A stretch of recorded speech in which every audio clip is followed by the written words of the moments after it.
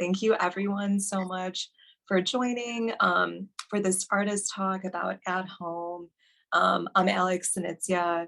I'll be moderating tonight. I do marketing and social media for the Ukrainian Institute, and I'm so happy to be here. And then we have with us Linda Dorman, one of the two curators of the exhibition. And then our four artists, Cindy Bernard, Ellen Green, and Toby and Gwendolyn Zabicki. So thank you all so much for joining. Let's have an amazing conversation about this show. Does anyone want to start off with anything burning? Any burning questions, thoughts?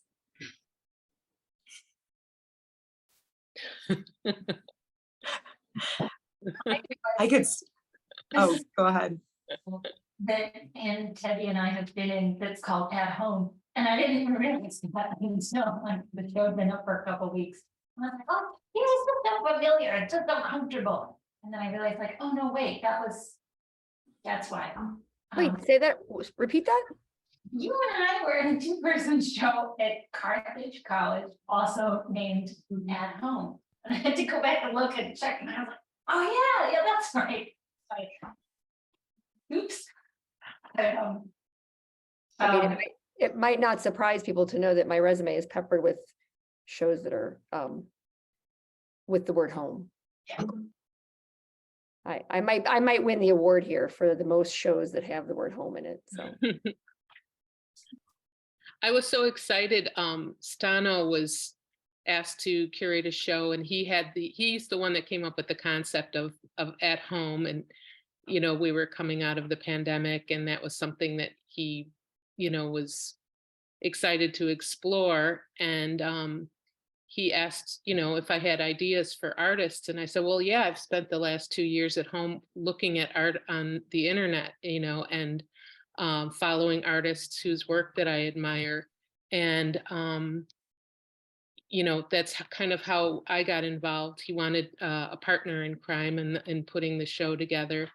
And I had been familiar with Gwendolyn's work. I saw it at Heaven Gallery, and she had a solo show there, and it was just so moving to me. I just absolutely loved that show. And she was one of the first people that popped into my mind when he said, do you have ideas for people? And I said, oh yeah, I've got ideas. I've got a lot of ideas. And I've known Ellen for many years, and during the pandemic, I became very interested in her work, looking at what she was doing about, her daughters and her home. And she did an installation that's similar to what's in the gallery, but it was more, I don't know, rough and raw, in her. I don't know if it was in your home, but it was just so. It was it was like a found object home. Yeah. It was a home that we had access to for a while, but yeah, it was the full home installation. Oh, it's just so cool. I loved seeing that. And I just became familiar with Anne. People were talking about Anne's work, and I came across it, and I just fell in love with it, and just thought, I've kind of followed her on Instagram for the past few years. And then she was the other person that came to my mind for the show.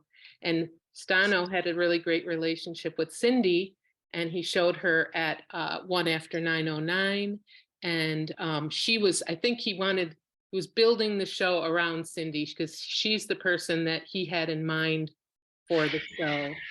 And then I just came up with the other artists. I just was, excited I didn't know Anne. I'd never met Anne. And it was just fun. We just were able to put this together. It was really great. Yeah, you could definitely sense that looking at the pieces. It feels so seamless and organic, seeing all the work together in the gallery. And like you said earlier, Linda, it's such a moving exhibition. The first time I saw it, in person, because I had seen images and install shots, but it brought tears to my eyes. It really felt so visceral and so of this time. And I think of so many people's experiences during the pandemic, especially I don't know, women, the figure, like most of the figures in the paintings or works when there are figures are women. So it just felt really, yeah, really touching. Yeah, there's a haunting quality to all of the work, in the show also. Yeah, absolutely. But I would love to learn a little bit more about the figures that are in or not in some of the pieces because like what is a home without the people that fill it? So would love to hear everyone's take on that.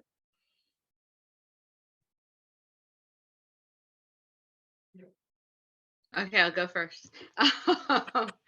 Um, my figures are, there's a lot about memory in my pieces, even though it seems like it's more current.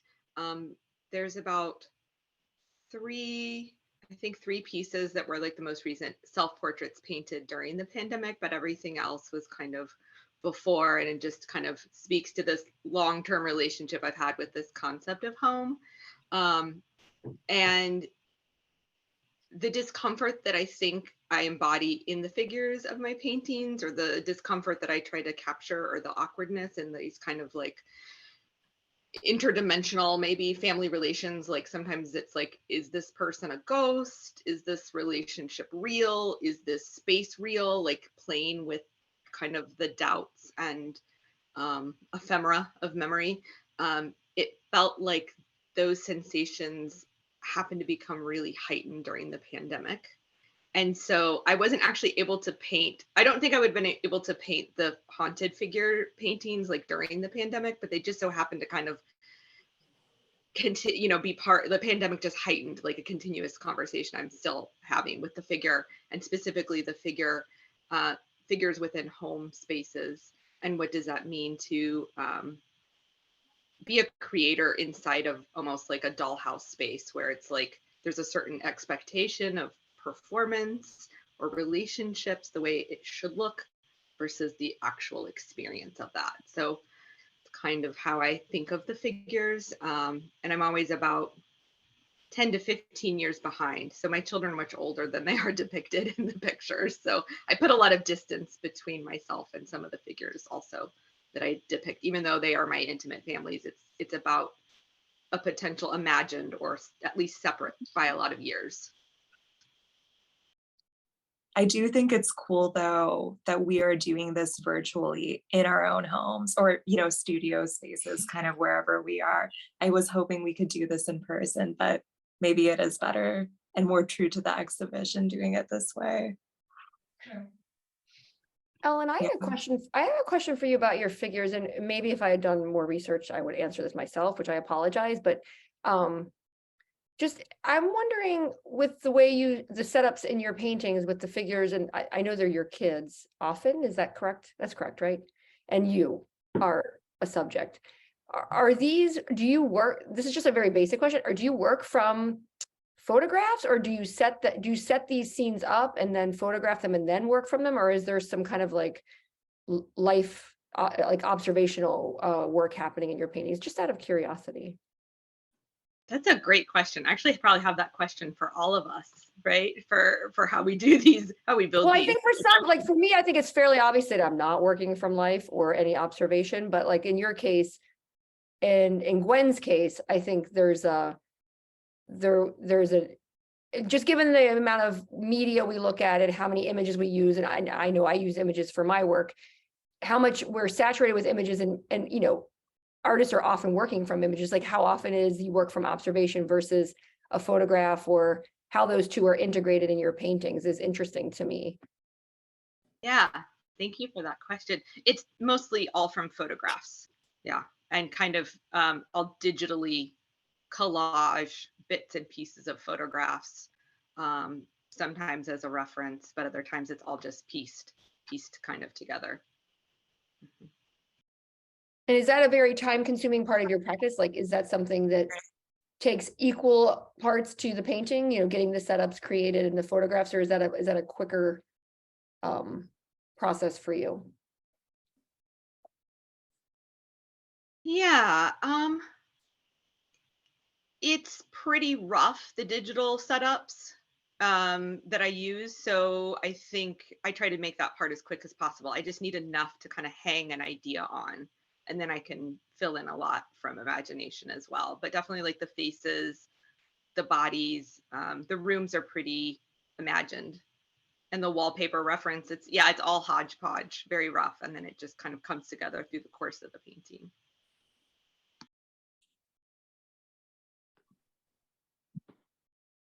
I had a painting of myself napping.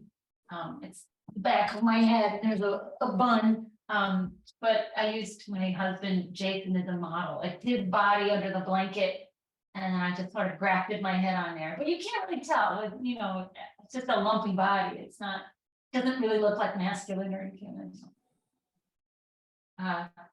And I painted him in a window eating noodles.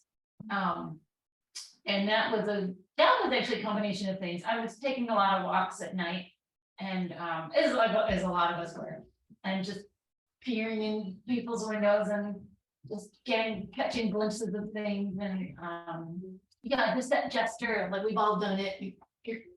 You're cooking noodles and you can't wait for them to be done and do that little test bite. But it was something I'd seen and then just recreated.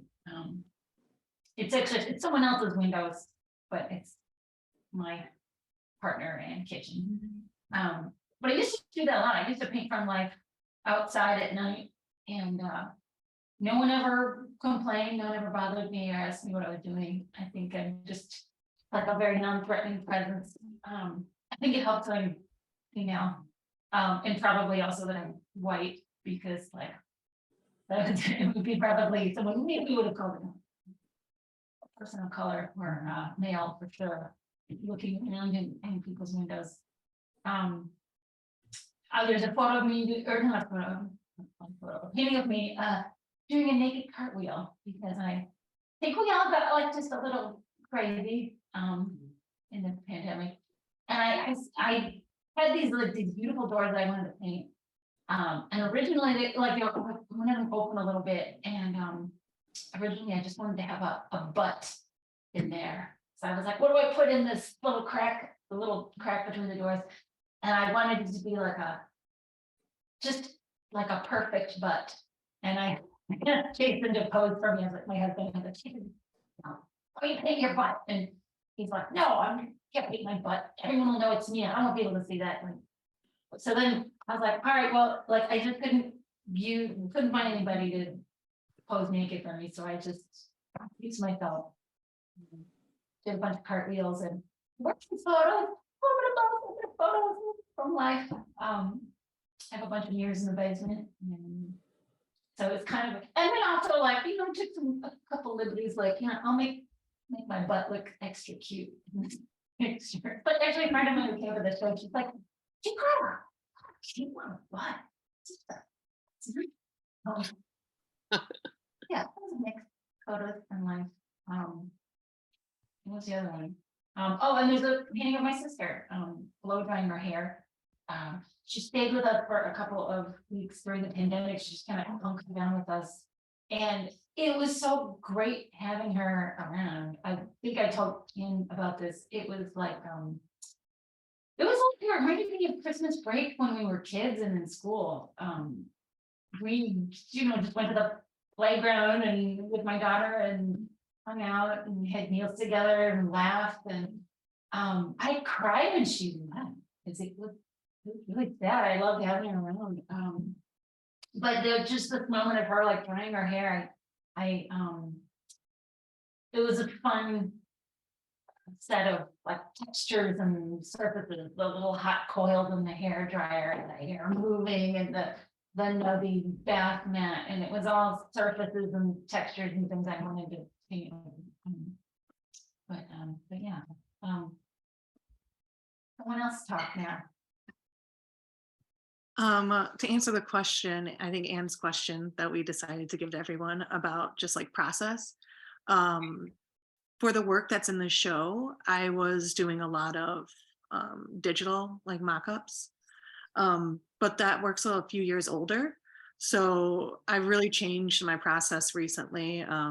and taught myself 3D recently. So I've been doing a lot of just sketches and then building my sketches three-dimensionally and then sort of lighting them and getting more accurate shadows and things like that.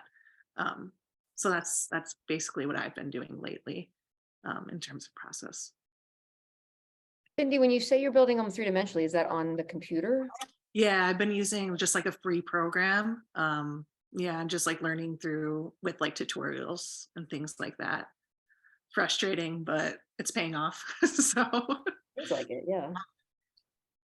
Yeah. Does that make, is that all you're gonna talk, is that it, Cindy? Should I go next?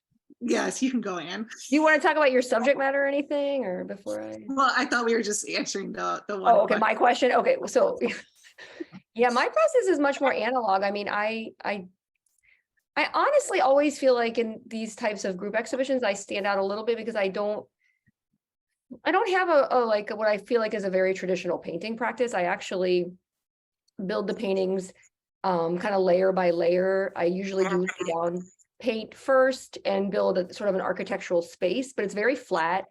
And then from there, I add things on top as I see them fitting in the composition, or kind of whatever the theme of the painting dictates. So, you know, sometimes it depends on what someone has described to me for the painting, or sometimes it depends on what I can remember. That's how I edit usually, is like how much is going to be in there is based on how much information I have. If I work from photographs, which are usually just from my own personal photographs, I usually take the photographs I use for a painting, and they're not great, but like if I have a photograph, I have more information, so often the painting will be more cluttered. If I'm working strictly from memory or someone's say written description, they'll be more sparse. So I've varied. The work in the show is from a range. Most of it is, one piece is from the pandemic. Hardwood Floors is this very crafted piece about my parents' house. They removed their wall-to-wall carpet after like 60 years. So that's kind of indicative of what I make my work about. Like there'll be some thing that occurs sort of like alongside my studio and making, like my mom will call and say, oh, we're going to remove the wall-to-wall carpet, and I'll be like, oh, that's a painting. So, you know, my process is really like building something through these layers. And actually I kind of make the painting on the side, not in a computer program, which is why I was asking. I just don't have those skills. I kind of build it through drawing and sketches, and I have all these layers of tracing paper as I add things on. And I basically like either trace that directly onto the painting, or I trace it onto paper that I'm going to collage. So it's just like, it's like not a 3D process. Like I can't, like, so that's what's interesting to me about Cindy's process is I can't add accurate shadows or anything. My paintings kind of all fall apart. Any kind of realism falls apart. They're very much like multi-view, multi everything. Like nothing actually makes any sense in the painting if you actually tried to make sense of it. So, and they're not observational at all. I mean, except for if I use a photograph. So by non-observational, what do you mean by that? Like I do everything from my head or from like a crappy photo. Okay, got it. And from the photo, it would never be one-to-one. Like I draw the photo, I use the photo, but then I make a drawing. And so I use the drawing to build the painting. Like it would never be, usually not looking directly at a photograph when I make my paintings. Got it. Usually. Okay, I see. There's no hard and fast rule though. I would love to hear more about the perspective of your work, Anne, because they are very maddening to look at when you try to figure out what this perspective is supposed to be. If you could extrapolate a bit more. I mean, that's like a very, that's kind of, I think, the baseline. So when I started making this work, it was really about an intuitive process of trying to include everything, which I later learned in the evolution of my work is a very folk art or a very non-Western way of depicting space. So that once I sort of got a little more sophisticated, now it really is, I'm actually trying to make my paintings less maddening in a way where I'm trying to orient the viewer with more care versus my early work is very chock-a-block. It was really like a frenzy of trying to figure out how to do these multi-views in a painting. And I would even do things where it almost looks like you're looking down into a box. So it's quasi 1 or 2 point perspective, but never correct. And, you know, I think like a lot of artists, like once I had this sort of programming in my head of how I wanted to create these spaces, I kind of just ran with it. And now it's become so ingrained in how I think about composition. I can't really, I sometimes think as like a mid-career artist, I'm sometimes thinking like I want to move away, like work in landscape or just get out of these rooms, get out of these interiors. But I'm so drawn to this process I've built up over the years that I just keep going back to it. And I keep trying to expand on this dialogue I have with this multi-view. And, you know, it's never usually like, I'm trying not to create a space that's like a one, like I'm using multiple views when I'm building the paintings. Like I'm not looking at just one photograph. Like if I'm doing something, it like with Lisa and Tim, friends Lisa and Tim, the house painting in the show that might be memorable if people have seen it. I looked at a bunch of Facebook posts of some friends of mine on Facebook, and I recreated that home from like 10 photographs. So, you know, I just rebuilt it. But it really doesn't make any sense. Like I kind of made up the structure. So that's how my work is. I'm recreating something, but I'm also just like making a lot of stuff up in between. Like I'm filling in the gaps of information. Yeah, That's how I get those multiple views. for sure. And I feel like that's very accurate to just memory, you know, the way we remember things, even the way you're talking about your process and how you keep coming back to it. It's like you keep coming home to it, not to be like too cheesy or on the nose, Yeah, but I actually yeah, think in relationship to Cindy's process, it's pretty interesting. Like Cindy's got like Cindy's paintings are also, I feel like, fragmented and disorienting in a way. But then when Cindy, when you were talking about building the 3D model and then creating this like little more precision around it, I think The pieces that are in the at home show though, I was really messing around with like looking at things from above, looking at things that made no sense, like in perspective wise at all. At the time, like that was super, super interesting to me. But I'm kind of doing, it's interesting, like you're saying, you're trying to not disorient so much. So I've in my new work, it's less like that. But it's something I still like think is really, really awesome and really interesting. But I just haven't been doing it as much. I don't know if that's a good thing or a bad thing, but just a different stage, I guess, and with the work. Yeah. Cindy, do you want to talk about some of the, just like the creating these interiors, like some of the very specific choices, the little rainbows and the dogs. Mm-hmm. Talk about those details. Yeah, I think I think a lot of those paintings, I was really trying to figure out what I wanted to paint, like for a really long time. And now I feel like I found more subject matter that, or just like actual objects that really resonate with me, like candles and just like smoke and things like that in the new work. But those works, those works are similar in a way where all the animals, like I really do see as like human figures. I just find it easier, or not easier, I guess is the bad word, but there's a little bit less like baggage, I think, when it's an animal rather than like a human figure. So, and it adds a little bit of humor maybe in the way that I can play with their expressions. I'm really interested in like old painting where the cats and the dogs are in the background and like playing with them being more of a focal point with the work. But yeah, one of the first questions that you guys were talking about was like the figures or lack thereof. And like, I know some people like will describe my paintings as like no figures, but I'm like, oh, like the cats and like the animals are like the human presence for sure for me. But yeah. And also in your work, Cindy, I feel like there's such a suggestion of like the figure just leaving, like just getting up from drinking their glass of wine, you know, and the glass is half full and the ice cream is still out. Right. Yeah. I like to think a lot too about like what's happening outside of the picture plane and like what somebody is maybe doing that they just left like in the actual picture plane to paint. So that's interesting you say that. I would also love to talk about the materiality in everyone's work. This is one of those shows where when you see it in person, you kind of just want to run your hands over everything and touch everything. There's something so, I don't know, tactile of all the works. Let's see, Ellen, if you want to talk about your materials and the mix of materials in your work. Yeah, there's a mix of, particularly like with the wallpaper paintings, there's some real wallpaper in the background and some faux wallpaper.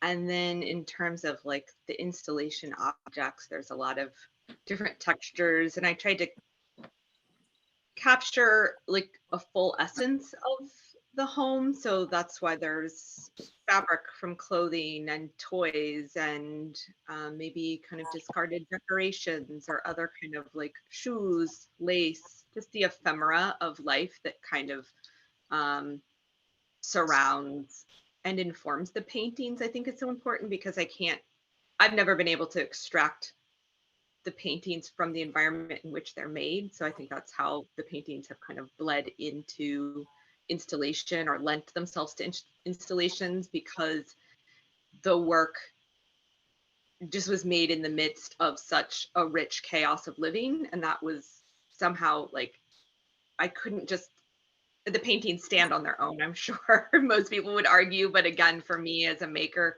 there was still like, how does this painting exist outside of, you know, the wall that I typically have it on in my home, where the toys sit on the shelf next to it, or, you know, like these relationships of these objects, the paintings and these whatever real home decor items. They have an important relationship to me. So I just was like, I'll make that explicit, rather than maybe only confined just to the painted surface as a way to acknowledge like more of these relationships. It was like the experience couldn't be held or described within the painting itself. It needed to explode beyond that. And I wanted to bring people into this world even more explicitly, and maybe even just for myself. I enjoyed creating and recreating and letting people into that experience of walking into a space with my paintings on the wall, yes, but then these other objects that create a mood, tell a space, tell more of a story of that space. Also maybe even problematizing like where and how paintings are shown, like this kind of arguing against a perfect gallery wall as an ideal space for a painting to live. Why couldn't it be inside of a house in a living room with these people and these things and these objects, like the layers of actually living with these paintings? Yeah, just some of the ideas. I have no idea if I answered your question. Okay, good.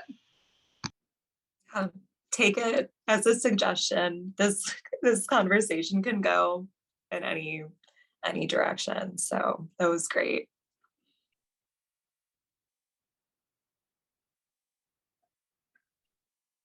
Cindy, what about you and the texture of your works? Yeah, so for a while, I was really interested in painting, like really, really playing with impasto, and like having the surfaces be really tactile, and thinking about the painting as more of, or like a real object, like with piping the frames itself, like inside of the paintings. I've moved away from it. For me, it felt like maybe it was a little forced in some areas. So I kind of just let it go. It's hard to talk about some of this work just because it feels like a lifetime ago, even though it wasn't that long ago, just because the work has changed a lot. I've let go of a lot of that impasto stuff for now, but I think I might bring some of it back, painting just in thicker layers and things like that. What about your color choices? There's always these vibrant purples and pinks in them. And one color. Yeah, I don't know. I guess like the colors are so I don't even think about it too much. I really like the palette to be like bright and contemporary, and I think that a lot of the paintings can seem lighthearted in color, but maybe like what's happening is a little bit more like a little darker or mysterious. So I like to play with that. Um, yeah. I feel like every day I'm learning like more about my painting and like what I'm doing, it's like it's unveiling itself to me. But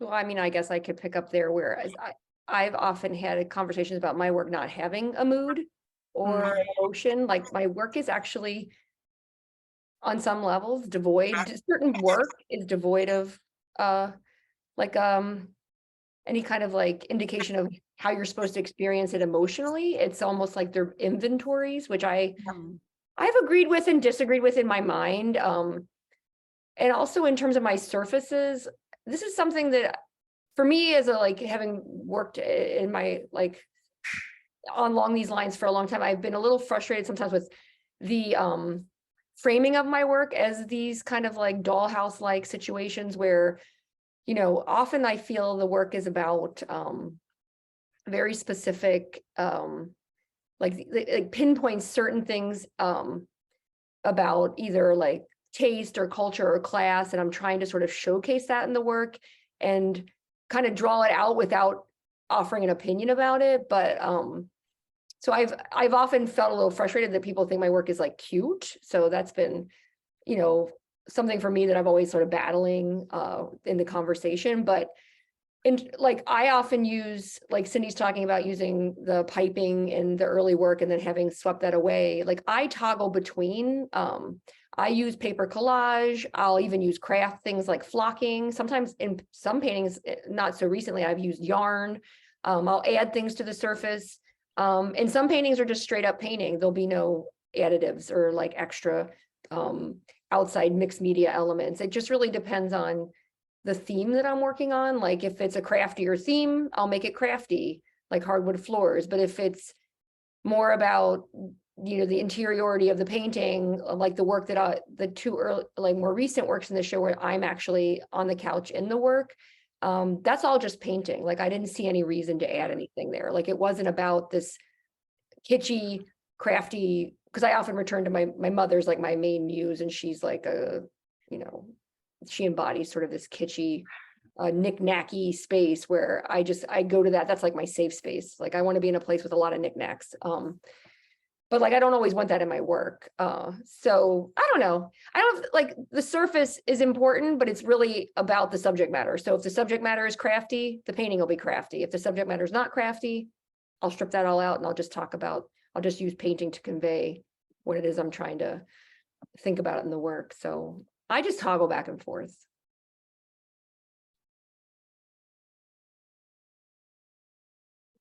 I don't know what Yeah, question answers, but that answers something. I think that I don't know what answers that the question. segues to either. Where can we segue? We haven't talked about Gwen's surfaces, but you want to talk about those, Gwen? My surface. Yeah, I think your paintings more, I feel like you have less of a like your paintings don't have like, they're not super tactile. They're about light and space and application and transparency.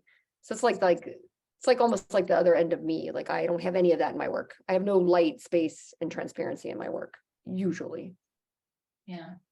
The nap painting, there's a lot of empty space. And that's something I do want to do more of. I spend a lot of time painting mirrors and reflections, and I was just looking at a whole lot of nothing. There's just like you stare at mirrors long enough, and it's not even like wait, what color is a mirror? What am I even looking at? But the naps, I'm working on little paintings of someone sleeping and then just a big expanse of blanket, and the blanket is the blanket can be anything. You don't need even a reference for that. And it's the blanket is the oblivion of sleep. It's that like that feeling when you fall asleep and you're starting to like you're nodding off and you're starting to like you scare yourself awake, or you're starting to feel yourself slip into like dream logic, that kind of moment of nothing, oblivion, and try like trying to make, like, how do you paint that? Like the longest time I've just been trying to paint things that you don't notice or can't see or can't, but that are very present and that we all live with, and yeah, the oblivion of sleep and reflections in a mirror, yeah, but yeah, how do you make it interesting or, worth eating? Yeah, the intangible. Yeah. Yeah, Yeah. yeah, thin, it's super thin paint for sure. But, yeah, it'll, like, it's weird, a lot of white will yellow, so they might change over time. And mediums yellow, so there might be more blanket as, or a yellowed blanket as time passes. Other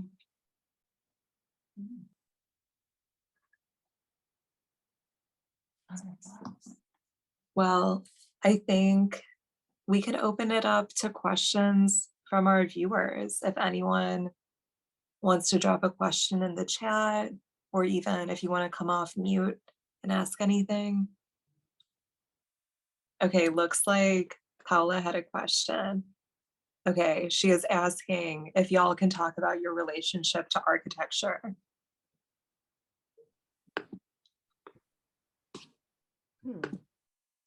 She's intrigued by the various uses of space in these pieces. That's a good question. Let me think, Paola. My relationship to architecture is almost like completely naive in a way, where I have architect friends who appreciate my work, and actually I think I'm, of the four of us, probably most directly involved with this idea of recreating the actual architectural elements in the room from a sort of schematic perspective. So I am tapping into, but have never, to be honest, looked much at architectural schemes. Like I don't look at them at all. I mean, I've glanced at them or appreciated them in an exhibition, but my process is 100% completely made up. And that's not to say that it's not influenced by this idea of schematic drawing, but it's just, I've never done any sort of like deep dive into how those actually work. And my process, my paintings are also can often, and this is one thing I'll say here, just as like like I always think is becoming interesting to me and about my own work, is people often describe my work as very detailed in terms of like its depictions of these interior spaces. And if you look close at the work in the show or any of my work, if you see it, everything is very stylized. So I'm like breaking things down to their basic elements, like the way architects will use like for a toilet, they'll use sort of like a straight line and an oval to create like a toilet seat in the room. Like that might be something I will do in my work to indicate a toilet. Like I do use these kind of stenciled like objects and areas in my work to like simplify it. So I think my relationship to architecture really is that idea of, breaking things down to their basic parts in order to indicate where things are located in a space. And then I add this, like, my sort of like painter flair to it, I guess. So I hope that answers your question. I mean, I think maybe that's more evident in my work, how architecture works.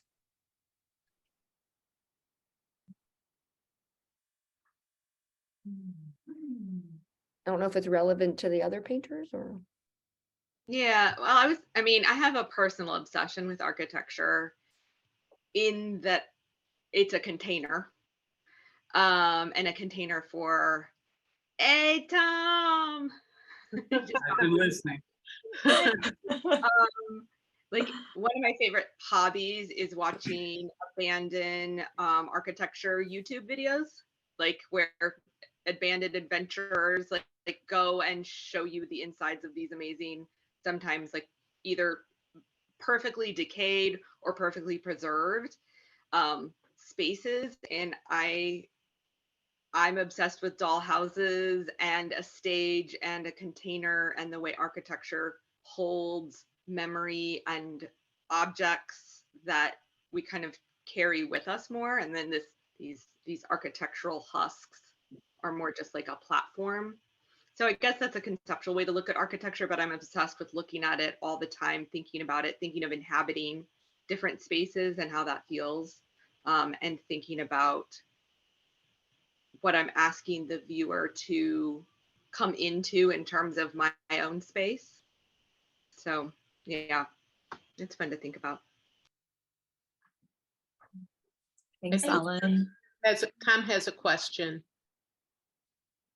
Yes, Tom. I'll ask a question for everybody. If you care to engage with it, that'd be great.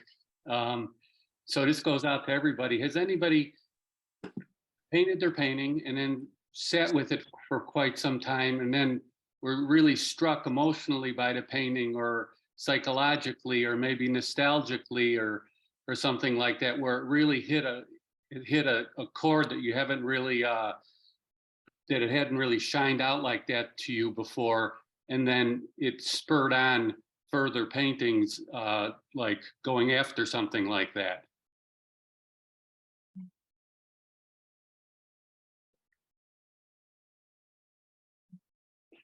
That sounds I could- wonderful. But sorry, Gwendolyn, do you want to go? No, I just, that sounds great. That would, sounds like you have experience with that, though. I don't, but that sounds like a beautiful. Oh, Well, yeah, so many of you may know this fun fact about me. I'm in graduate school for art therapy. So I think that what you're speaking about, Tom, is kind of one of these tenets of art therapy, is kind of what the image can tell us about ourselves, perhaps, or about something deeper in our lives that we might not have expected prior to making the piece. And for me, there's a lot of imagery that I make that I don't know why I made it. I don't know what the urge was, or the reason, or the emotional, like, that's whatever that is, kind of emotional axis that I'm aiming for, but I don't always understand it, why until later. And then that imagery, as if I keep being curious about the imagery, which is again kind of a therapeutic thing as well, being curious about like what's happening somewhere, I'll continue to repeat it imagery wise, to see if it has more to tell me about why I made it in the first place. So yeah, I definitely have that experience all the time, and it's always surprising. And sometimes it's just for me. That's, maybe it's not something I even reveal in my artist statement or in anything explicit, but I'm always of the argument, if the why for me resonates, whatever that process is, it's probably going to resonate for a viewer in some way. So I just kind of keep following that mystery as I keep painting. Anne, can I ask you a question? Yes. Okay.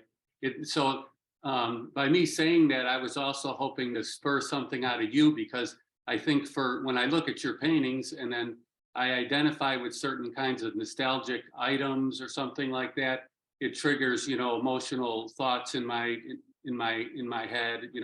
It could be a happy place, or it could be a sad idea, or whatever. I could only imagine that with you, by all of those, so many of the paintings have a lot of personal stuff going on, especially if they're like your family home or something like that. How do you like that when that happens? When you're looking at them, I mean, do you feel that like a success if you put yourself laying down on the couch and you remember what you were watching on TV or something like that? Does that jazz you up a little bit inside when you're like thinking about that? Let me just, I guess this, when I heard you ask the question, so I was thinking about the way my paintings, the way I organically move through making I pretty much work in bodies of work. I will do like singular paintings here and there. But like the work that you're talking about on the couches, I'm very much in the moment of raising two teenage kids and girls. One identifies as non-binary, so I should say kid and girl. But I'm revisiting some of the insecurities that I experienced as a young person. And so, and I'm also just kind of revisiting the time I wasted, you know, the laying around, that painting is specifically about waiting to go to work. I had a job working in a retirement home, so I had to get home from school and I would literally take like a half an hour nap and watch soap operas before I had to get my butt up and go to my job. So I kind of try to place myself in the moment, but then I try to create the space around it to be almost like an abstraction in a way, I guess. And the work is there's so much labor that goes into the work that each painting really embodies a singular moment. So in thinking about sometimes the ideas might spur other paintings on, or formal moves I made in the painting might spur things on, but the actual painting itself becomes just a very singular object in a way, even if it relates to other paintings around it. Like the way I create things, I put so much into one work that it's very singular. Like I wanted to capture the light from the curtains. I wanted to capture this like silly drama on the TV. I was thinking about how many times I listened to Michael Jackson over and over on a record. I also thinking about analog technology, like looking at a little TV with an antenna and a record player versus like my kids have screens. So that's kind of stupid, but it's like it creates like the analog technology creates it's like a great theatrical thing in the room, because now those things don't exist as much anymore. I don't think I'm answering your question because I don't really actually know. Like it's so much about like being in a series of work for me. I get in this headspace and then I honestly leave it behind. Like each body of work I do is singular, and I usually don't run down a course. Like I made work about being remarried or married. I made work about my caregiver because we got into this very close relationship for about 4 years. That's why I made work about her life. I've made work about my childhood often. I revisit that a lot because that's, I think, for everybody, a very psychic space where I have very idiosyncratic parents who are just great muses and they just offer me endless subject matter. Well, I mean, that touches right on it. And the thing that I felt that was so strong in everybody's work was this like invisible sort of powerful unknown emotion that was like floating around in everybody's work. And I wondered if that, if some people saw it obviously and then said, oh, wow, I like that happened or whatever. And then somehow real like just sort of quietly in the back of their head, just hope for that to happen again somehow, maybe in a different context, a different form, of course. But it seems so there in everybody's work.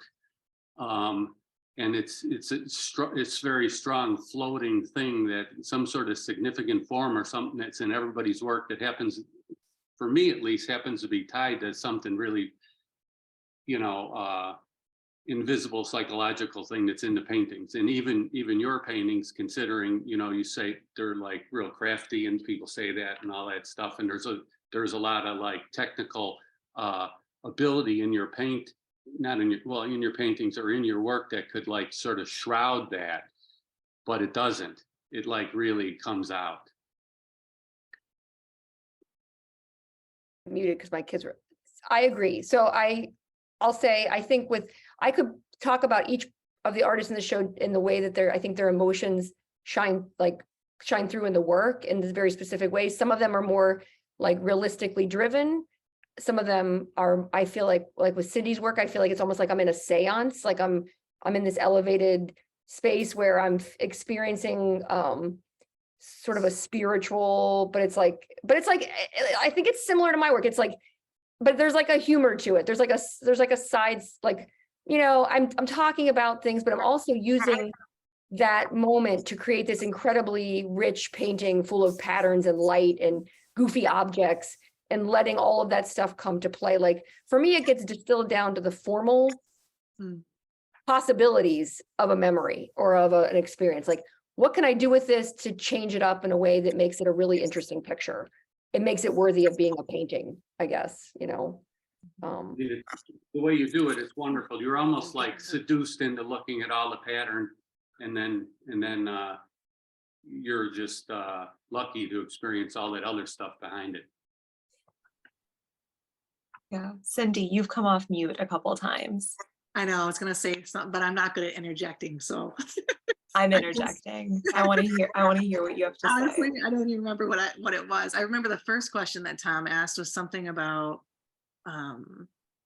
I don't know, Tom, could you ever rephrase that question or rethink of what it Yeah, was? it was more, it was kind of a half question. It was just something to spur on talking about the psychological content that seems to be flowing down into work. And then I framed it on that if you ever painted a painting and recognized how deep psychologically it was. Right. That's what I was gonna say is like, I was looking at work from like undergrad and grad school that looks completely different. But recently I've been realizing that like I've been always asking like a lot of those same questions. But now the paintings look completely different, but the questions are like still the same. And it's always been like these spiritual questions. So I guess I don't know if that answers your question, but it is something that like I look at the work and I go, oh wow, like I think, wow, I've been thinking about that for so much longer than I thought I have been, you know. I don't know if that helps. Thank you. Mhm.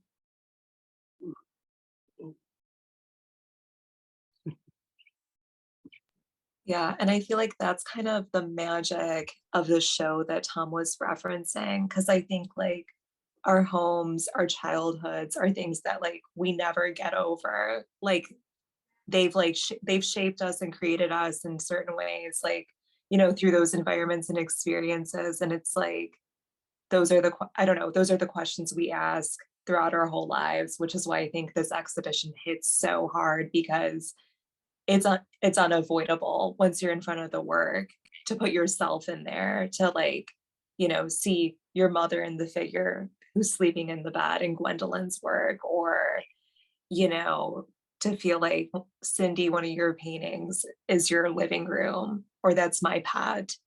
That's kind of, for me, the most magical aspect of the show. And what makes it unbearable too, in a way, because it's so real.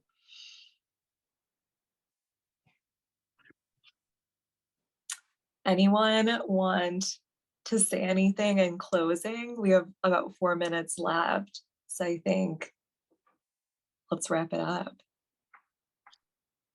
Thank you, Alex, for putting this together. Oh, it was nothing. Christina put it together. I wish she could have joined us today. Thank you, Christina. She'll see this when she edits. Thank you. Yeah. But really my pleasure to be here with all of you and to have the opportunity to learn more about your work and how the exhibition came together. Yeah, thank you so much. Thank you so much. It was really fun to see. Have a good night, everybody. Yeah, have a good night. Thank you. Bye.